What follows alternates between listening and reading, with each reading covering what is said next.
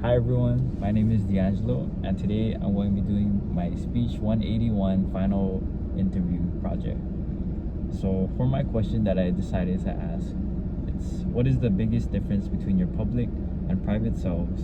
When did this change begin and why? So the reason why I chose to answer this question is because that I noticed in myself and my personal life that sometimes there will be a big difference between my public and private self and who I choose to show which side of me, and it really affects the situations that I'm in.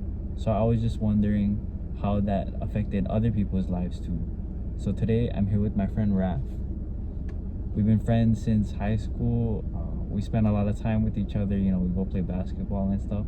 So today we're gonna find out about Raf's public and private self. So the main question is, what is the biggest difference between your public and private self? When did this change begin and why? I'd say my public self, I'm more extroverted. I like talking to people, like getting to know their story, what they're about. And then my private self, I'm a little more reserved, a little more quiet, keep to myself. Yeah. And what was the second part of the question? When do you think this change began? And I think this change began in elementary school, because I was an only child. So like I didn't really have much friends, so I kind of forced myself to be more outgoing, be out there. But I guess inherently I was always just kind of introverted. Nice. Do you feel any pressure or like stress when you're in your public self for prolonged periods of time?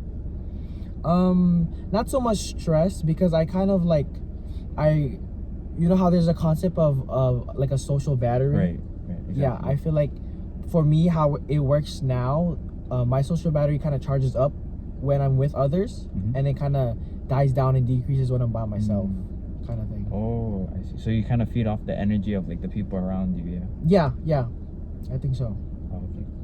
Do you think there are certain situations where it's more beneficial to be your private self than it is your public self?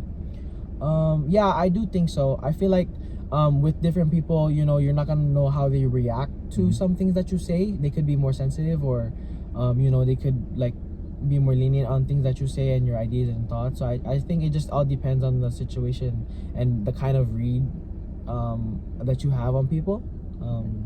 Yeah. Okay, so when it pertains to our relationship, Yeah. do you think you are more your public self or private self with me?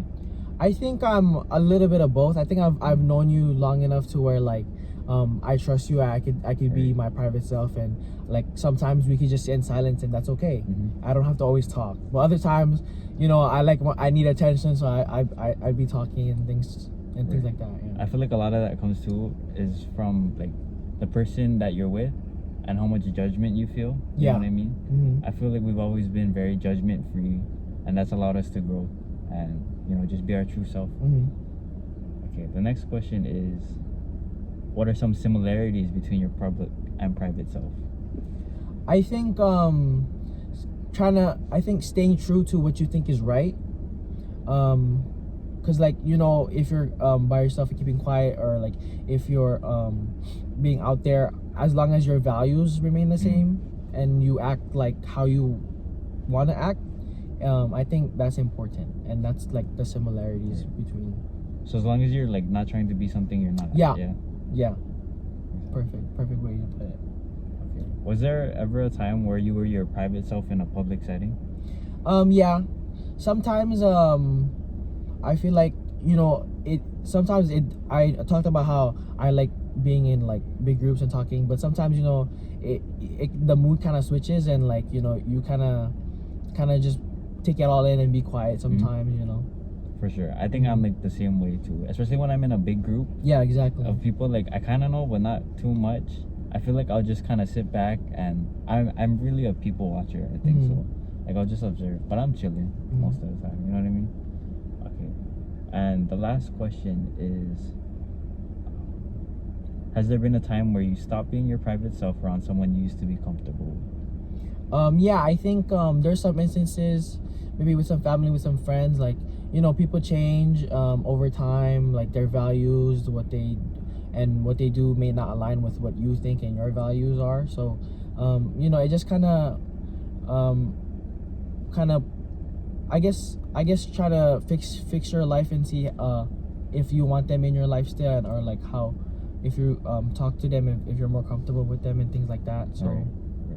So it Yeah. really changes the dynamics of your relationship. Yeah. yeah, if it's a drastic, you know, difference in Mhm. opinion or something like that. Okay. Well, that was all the questions I have. Oh, Thank you. nice. Thank you. Thank you. If you have any questions for me. Yeah.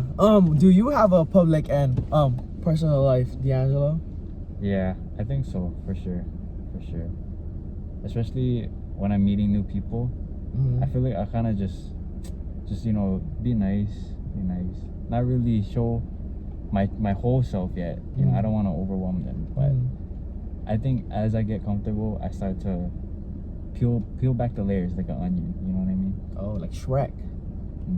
Exactly. Well, All right. Well, that's all the time we have for today. yeah. Thank you guys for watching, and that was my speech interview. Like and subscribe. Thank you guys. Oh.